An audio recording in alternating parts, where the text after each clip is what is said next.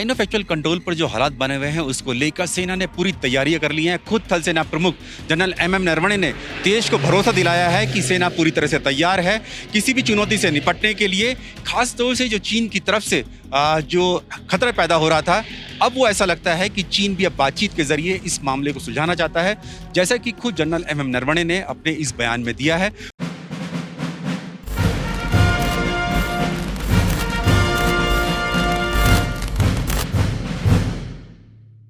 बहुत बड़े मायने हैं इस बयान के थल सेना प्रमुख के, जिसमें उन्होंने साफ तौर से कहा कि जो हमारी सेनाएं हैं वो पूरी तरह से चौकन्नी हैं और तैयार हैं किसी भी परिस्थिति से निपटने के लिए। अभी जो एलएसी के ऊपर जो स्थिति है वो थोड़ी नाजुक है, गंभीर है,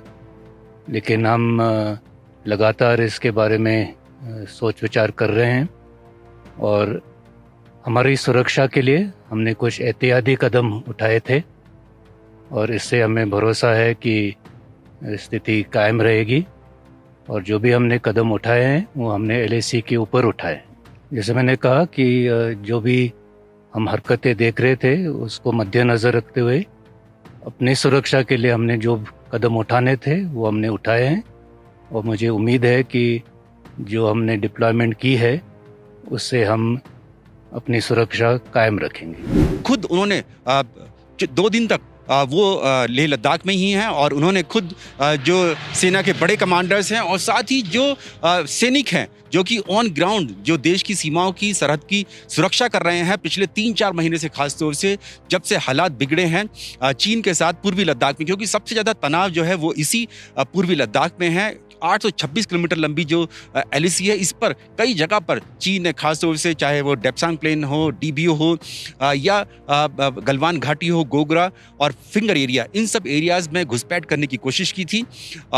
और इसी तरह से जो पैंगोंग त्सो का दक्षिण वाला जो इलाका है वहाँ पर भी करने की कोशिश की थी, लेकिन भारतीय सैनिकों ने प्रीएम्प्टिव एक्शन करते हुए चीन की सेना से पहले ही जो डोमिनेट कर लिया उन हाइट्स को जहां पर चीनी सेना घुसपैठ करने की कोशिश कर रही थी। खासतौर से जो ब्लैक टॉप, हेलमेट टॉप और साथ ही जो रेचिंगला पास है जो कि पूरे चुशूल सेक्टर